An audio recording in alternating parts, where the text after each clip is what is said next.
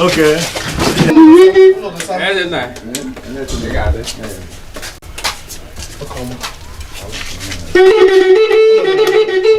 Yes, so.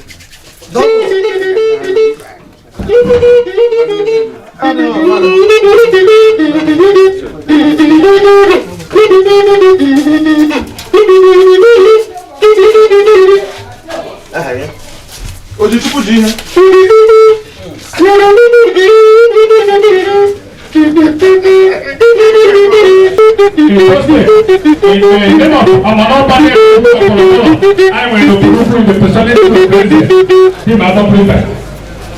Is the president of this community and been the church for nearly 2 years and we continue to work. And the last is where we will continue to be strong. Honorable parents by the mercy of Almighty God. Our people is very well prudent. The principal is led by Chief Christian Toko of the Agbakwuruibe and the rest of the executive members. And as the members of the cabinet, those who got along. And as the head of president, we continue to be something of pride and happiness. All the land of God, organizers our people. We are going to have myself to the tune of the community about the needs of the Father last 2 years. Pray to God Almighty and early vote to 2013. Ladies and gentlemen, here we are today. I am and I was yesterday. People went on with the supposedly. So I thank you for being such a lawyer bystander. If you are still standing, just sit there. Yesterday. Ceremony in our midst to place come to the arena. And Epoch Search. I know you are in the house. Epoch Search. Because we're receiving our midst His Royal Highness Ezekiel La Ilaga Bontanile Iede Kana Naga Abudese Murino Buluku Ezekiel is in the house. The palace arena. Ojana Gare to Wadi Joti Kate. We also expecting Ibe whatever is here, I think and last but not least, as a technical architect, Jude Name Architect, my chairman is my palace arena. Odonibo Nyama.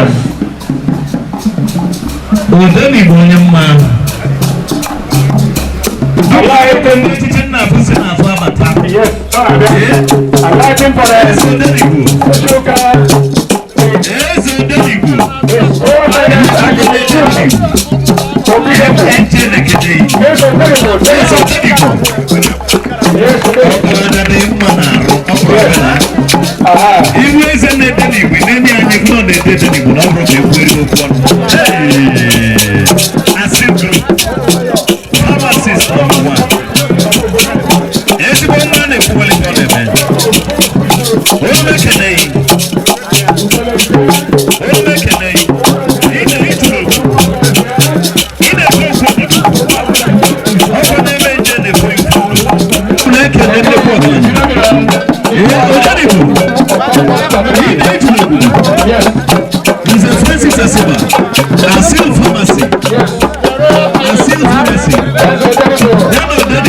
Pharmacy.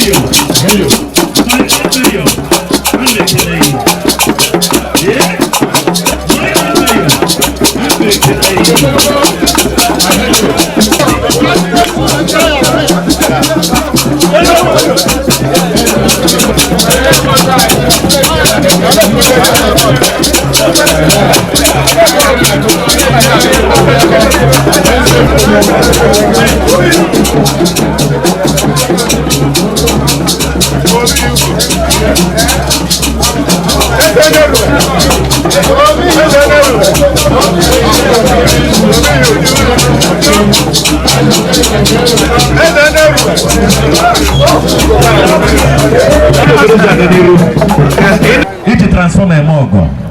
So Oboduku Fubuzo. Oswome is Oboduku Fubuzo. All I can make any honest gentleman. Chief honest Egonu. Oswome Oboduku. He is one way to transform a mogo. And make Tony Ejeji. Wabon the young onion and a canoe. Wabon the young those women a canoe. Tony Ejeji. Wabon the Oboduku. Aye kelego no Boston. Aye kelego na Wadukubua. Nerudi ji Oboduku 2013. Onye nwanyị na-ekelego na ụmụ anyị na ụmụnne anyị dị iche iche na ndị enyi anyị abịarutere n'udo. Anyị na-ekelego n'aha eze Agbakwuruibe dim. Ọ bụ eze Oboduku.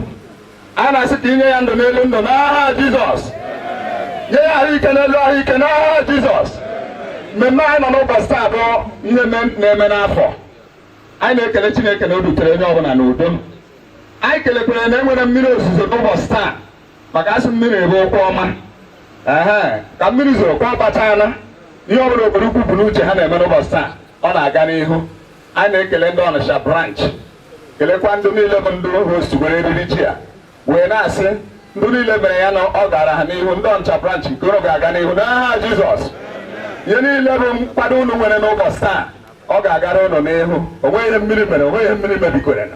So ndị Oboduku anyị nwere ọṅụ na kọmuniti n'ụlọ dị n'Oboduku Igbu Anọ, Ekuli Aka, Umume na ndị niile n'ebe a. Anyị sị onye ọbụla nnọọ. Ndị niile bịara abịa ebe a ha ma na otu ha siri bịa ebe a na otu Oboduku si nọdụ. Ya mere onye nwe anyị na-ekele gị dịka ime anyị niile bịa ebe a. Ụmụada Oboduku anyị kelere ụnụ. Onye nwe anyị gọzie onye ọbụla n'ofu n'ofu n'aha Jizọs. Ezinụlọ na-abịara niile bịara ebe a na-arịọ Chineke otu anyị na-ebe a n'afọ a ka anyị nọdụkwa otu aha n'afọ ọzọ n'aha Jizọs. Chineke gị bụ onye maara mkpa Oboduku niile. Bịa nọnyere anyị n'ihe niile gbasara Oboduku. Mee ka ihe gara anyị n'ihu. Oboduku ebe a na-abịa mụta ihe na-enye ndị ọzọ nsogbu anaghị enye anyị. Ya mere anyị na-ekele gị. Gọzie onye isi anyị prezidenti Oboduku na ndị na-achị Oboduku. Ọ ga-adụrụ ha na mma n'aha Jizọs. Biko ohere anyị nwere kịta iji kelee Chineke. Anyị sị onye nwe anyị ọ mara ihe anyị kwuru bịa. Ya na onyere ihe niile anyị na-ebe ebe a bụrụ nke anyị ga-eme n'ugwu na nsọpụrụ na odu na nchekwa nke ya. Ebe anyị rewara ji afọ a ka anyị wakọ nke ka otu aka na Jizọs Kraịst bụ onye nwe anyị. N'aha Nna na Nwa na Mmụọ Nsọ. Amen.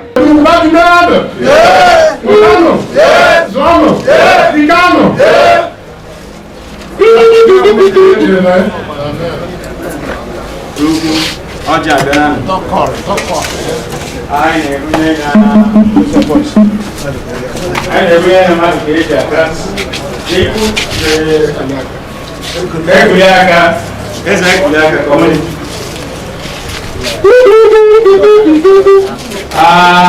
Olha, deu uma mano.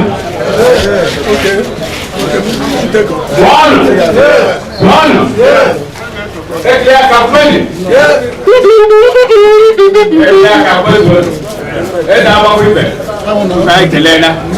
Não vai conseguir. Le Ekuliaka uruko sobre dinero. Aye bueno. Golu kele akawudeyanu. Ai kele na una. Umume autonomous community. Mole na bia na oja na andogu autonomous community.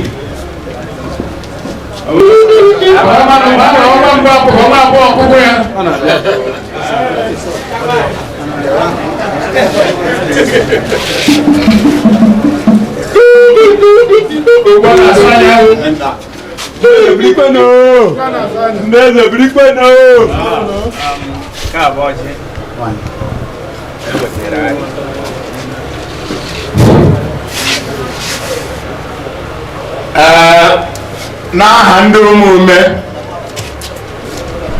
ana m ekele nwadị ala mbụ di m Agbakwuruibe. Ihe a dịrọ nga m na-atụgbacha n'elu ya bụ ji na ọnwa na nke afọ nke na 2014 otu na ka anyị ga-echi ebudo na-eme. Ana m ekele ndị chiefs gbara gburugburu wee na-ekelekwu eze Ekuliaka mere ka ọ ji ruo m aka. Ibedo ọha mma na-abịa mana asa na dị ụkpa nọbụ n'ụlọ nke dị uteghara ya nkụ. Ndị ụmụme na ọga akwụ na ahụrụ ọchị enyere ụlọ ụlọ ahụchi eze obe Igbo asa eruo na ya eruchi ya.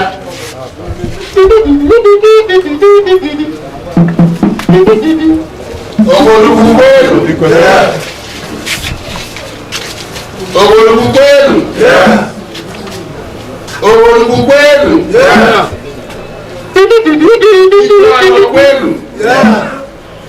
ụlọ ahụla eze Agbakwuruibe ebutere anyị ọjị n'aha unu. A na-ekele ya n'ọjị o butere na-agwakwa ya na obodo ukwu ka na-anọkwa a na-aga n'ihu. Ndị anyị kwenu mmadụ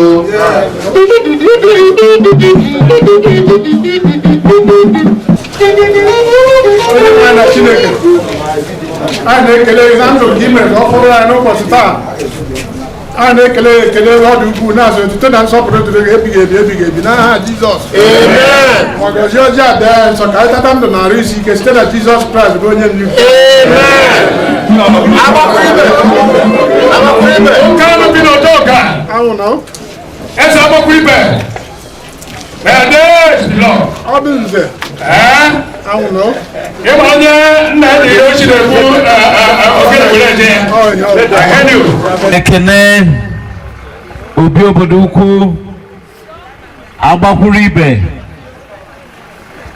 ka m na-ekene afụgo m ndị echichi n'udo dịgasị iche iche. Ofu ife na-asọ m ụsọ ka m batara obodo ukwu. I feel proud to say this. Obodo ukwu maala ife. Hello.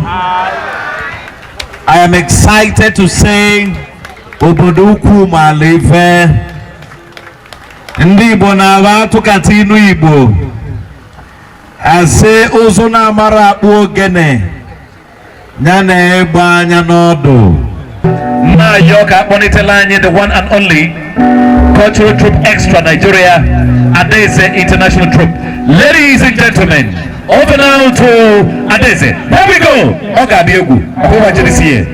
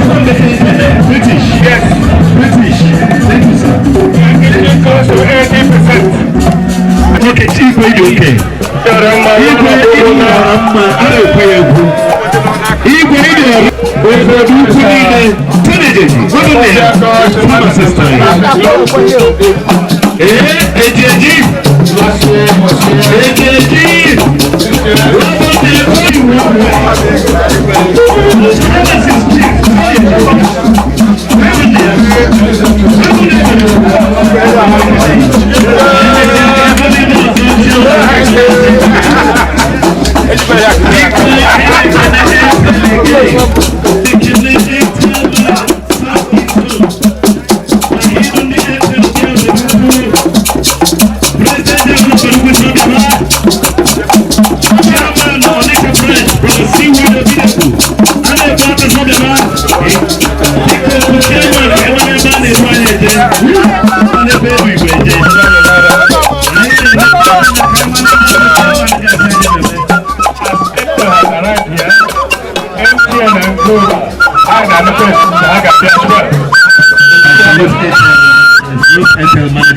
Sponsor. Ọkwụrụ okwu na ya enye ya ohere ya ga-abụ onye obodo ukwu because ihe ukwu na-eme n'obodo ukwu. I have sought the attention of the SS there and the president of the Ruku Progressive Assembly, People's Assembly, the citizen of Oboduku. Yes. Good. Because I declare Nabata Mwamoke Igwe Buruburu Igwe do Hama Ebe do Hama Opumome I na-ekele na cabinet gị. Ugbua ihe oge ya ruru chairman of Onitsha branch ga-render address. Onitsha dị too much. Onitsha dị too much. Ụmụ nwaanyị Onitsha branch na-abata n'uju. Biko ka enye fo ohere ka fabata. All five of the ladies group in the host time. The ladies branch in the host time. Nwaanyị nna pupu ụzọ bụ ebe. Obu akpa ebe. Oyi eriri ọzọ n'ụkwụ. Oyi trouser. Ọgba slippers ndị ọcha. Okpu okpu omenala nke ndị amị. Amara na ife mmekwu maka nwaanyị abụ ụzọ. Ife mmekwu na ife na-eme n'ọpụ iwe ka. Hello! Ife na-eme n'Ọnịcha. Onitsha branch abata n'ụdị ọzọ. Nwaanyị bụ ụzọ n'Ọnịcha jiji. Nwaanyị bụ ụzọ jiji. Igosi na ndị dị mfe n'Ọnịcha branch ụdị jiji. Ife na-eme adịghị efu. N'obodo ugwu ikwu na-eme. Obodo ndị ukwu. Obodo ukwu. Tọ́jú dàlọ́. The chairman of occasion. The president general chief pharmacist Tony Ejeti. Welcome there, Kulubato. Chairman of occasion. Welcome there. Kulubato.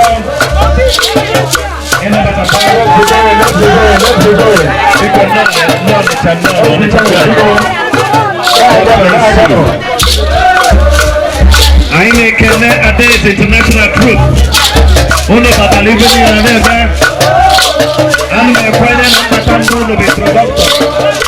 Now, Begu said to the Lukuyama, now the greatest troop in Nigeria. They invited Noel Okoli and Mekanian, Honor Panama, the chairman of Oboduku, yes, I make it. Honor Onitsha branch, women's wing in America. I make it manager Airtel, South Info. Manager Airtel, Manager Airtel, they are great sponsors of the people.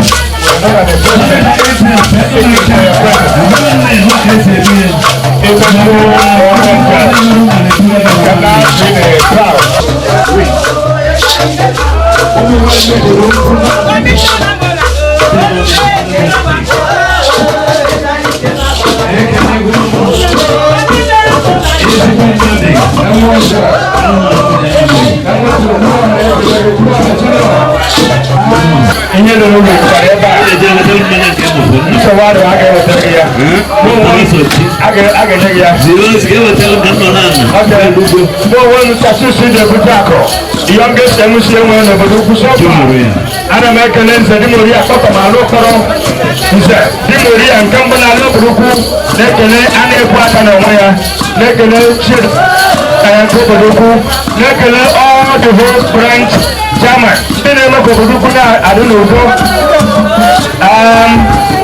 About who they talk about. Edmund and Luke and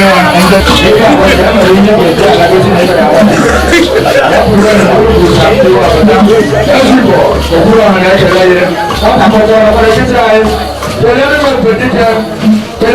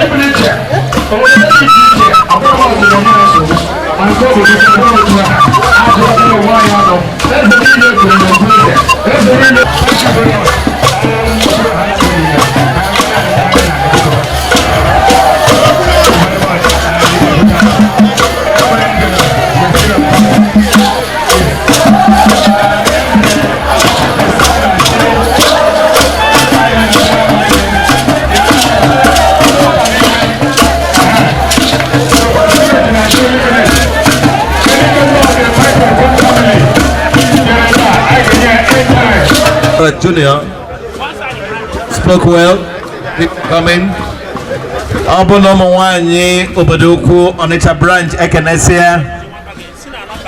The chairman Onitsha branch himself, Brother C.Y. Obidegu Anne Buata, will commence on a special presentation Makewaji 2013, being the host branch this year of the Lord. Obono Kusie, we now get to the presidential address.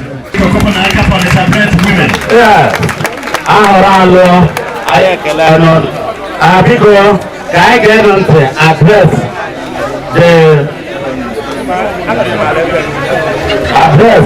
by the chairman OPU on the branch? An address presented by the chairman of the Agbakwuruibe People's Assembly on this branch. Chairman. Okay. God has created to see my dear on the occasion of the Agbakwuruibe 2013 at the Palace of His Royal Highness ELD Agbakwuruibe Mbachu II on the 7th August 2013. His Royal Highness Sir ELD KSC Agbakwuruibe Mbachu II will be of Agbakwuruibe. His Royal Highness Marquez and Cassieka, Executive One of Agbakwuruibe Autonomous Community. His Royal Highness Barrister Imalubiako, Igolia Rama of Agbakwuruibe Autonomous Community. His Royal Highness Acting Jubilee FJI, Ezolenibo, the second of Agbakwuruibe Autonomous Community. The President General of the People's Assembly, Chief Pharmacist, Mabul Nayan Chidozie, the Chairman of today's occasion, Chief Barrister, Sir PC Menson for KSC, Academy Cabinet Chiefs and Honorary Chiefs, OPA branches, men and women, Adulo Bodugu, distinguished ladies and gentlemen. With heart full of joy that I welcome all of you to 2013 Waji ceremony. I thank God Almighty for accepting all of us to this year's young festival. Let me remind you that it is precisely 1 year today that President General Chief Pharmacist Chidozie called me out and handed over to me the baton from God Oba, Chairman OPA Lagos branch, as the host of the AYG Agbakwuruibe team, celebrating our veterans and honoring our President General from inception. And I'm using this opportunity to bring the mind of everyone in this great community that the host branch of this year's AYG Onitsha branch is 76 years in existence, and also the mother to the founder of every OPA branches worldwide. if not the use of alphabetical order as used by DG and his executive, Onitsha branch was ready as far back as 2010 to host as to score their first normal position in the development of our community. First branch founded in 1937, 76 years ago. The mother union was founded in 1946. 9 years after Onitsha branch. I don't need to go now, but I don't know it is a good the branch to only befitting town hall. Ilana na talk of page home. We don't know 40 years later. The branch, first branch to own one of the competing longest roads named after Agbakwuruibe in her domicile. First branch to honor our President General from inception. First branch to celebrate our veterans.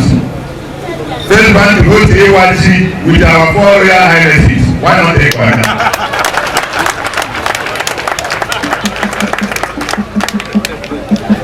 All these first positions scored would have not been possible, but because of the foresight, vision and entrepreneurial spirit of our veterans living or dead, I salute the courage of these great sons who pioneered this vision.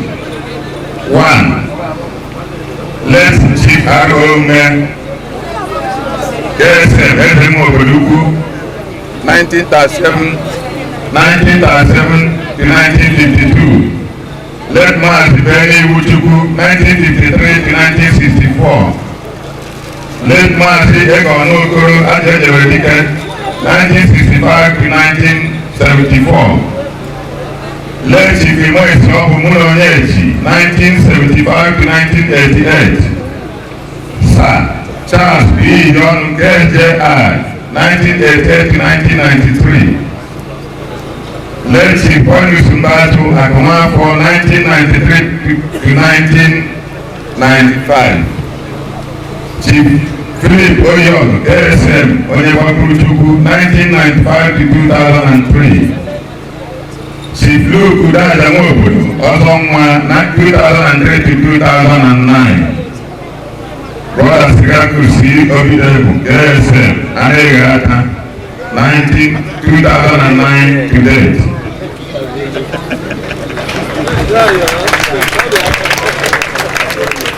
The victim of this history would not be compromised by omitting an indispensable personality.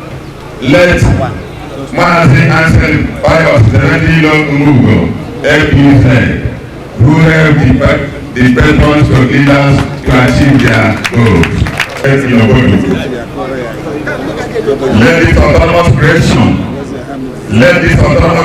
be a stepping stone to take Agbakwuruibe to the next level of development instead of dividing us.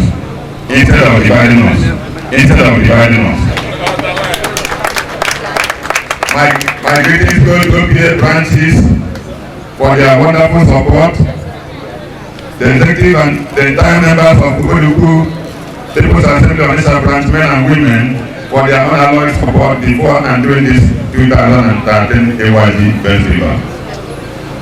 I thank God in a special way the 2013 AYG organizing committee led by Brother Noel Okoli to Agbakwuruibe for your wonderful encouragement, without which this occasion would have been possible.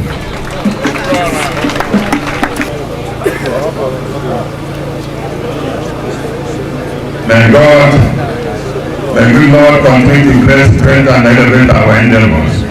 Long live your Royal Highnesses.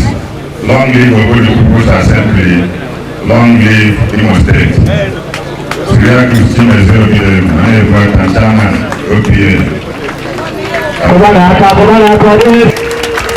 Fresh from the chairman's address. Opposite here standing ovation, but we hear that. So we'll do that much later, probably when the President General must have addressed us. Come on, you back. As a man, President died, the chairman died, maybe over a yoku, Kubaya, Kubato. Because